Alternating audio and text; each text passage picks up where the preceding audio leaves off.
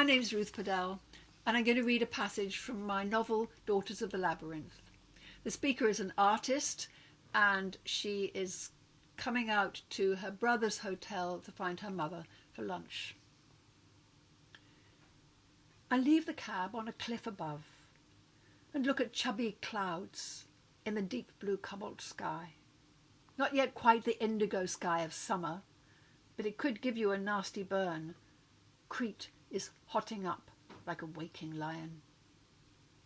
The sea is all round me now. Close in, it is silvery surface dazzle.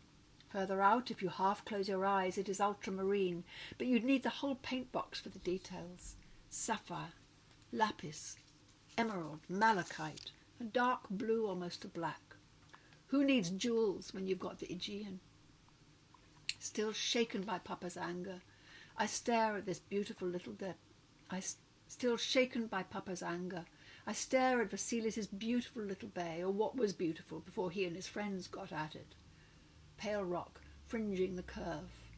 Above that, green foliage broken by the white roof of another hotel, and a row of denture-like columns grinning through the clotted dark of pine trees. I must start painting.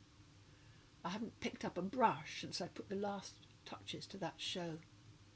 And in that I didn't paint the sea, only through the glass of Nikos's boat. Far off to the right is the rose-blue haze of a headland. In the centre, straight across, a mauve horizon divides sky from sea, blue from blue, and a few misty lumps in the middle invite you to leap off this cliff and land on one of these little islands. Why does the way an artist looks at landscape give pleasure to other people? This one feels like a promise. I am the truth, it says. I am your new perspective. Now you've seen me. You can be different. I start walking down.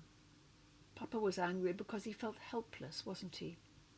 Originally, I know, he felt torn between Mama's past and other people. Now he is torn between Mama's wish to forget and me wanting to know.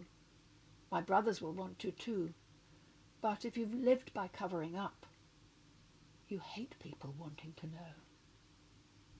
The car park is nearly full, but no one is on the beach because it is all rock. No one in the sea either. Most Greeks don't go until May, and foreigners staying here usually go out for the day. But there are people in the infinity pool whose blue goes up and over an almost invisible edge. So when you're in, you feel like you're swimming in the real sea beyond. Mama and Irene are on the terrace with a pink tablecloth between. Behind, little lamps hang along the sea like hopes in a heartbeat. They will come on at twilight and transform the bay to a vast black ballroom lit by a necklace of jewels. It is everyone's dream of a posh Greek holiday, and costs a lot to keep that way. I know Vasilis does not pay all the tax he should. He has perfected a way of crafting receipts that look like real ones but aren't, and it was people not paying taxes that got Greece into this mess. But Vasilis is living his dream, and it's a struggle. He has to make it pay. When he bought this land, he asked what to call his hotel. I offered Asterion, the first king of Crete. Asterion means starry. Some people say it was the Minotaur's real name. They also say the Minotaur was good. There he is still, a benign monster, luminous and alone, dancing unseen at the heart of some universal labyrinth. His death was not the slaying of a fiend, but an eternal sacrifice which allows us to escape our own dark private corridors and get back to the light. Vasilis loved that. He's good at loving things. His enthusiasms are infectious and make us laugh. Papa painted him a wooden sign with stars round a labyrinth and a merry little Minotaur dancing at the centre. These days there's a bigger sign lit up at night, but Vasilis goes on telling guests what a self-sacrificing hero the Minotaur really was, and Papa's sign hangs in the bar as a folk antique. I find Vasilis on the terrace in a white jacket. The black hair and moustache are perfect here. He loves being patron and does it very well.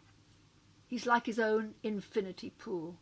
You can't tell where artificial ends and the real thing begins.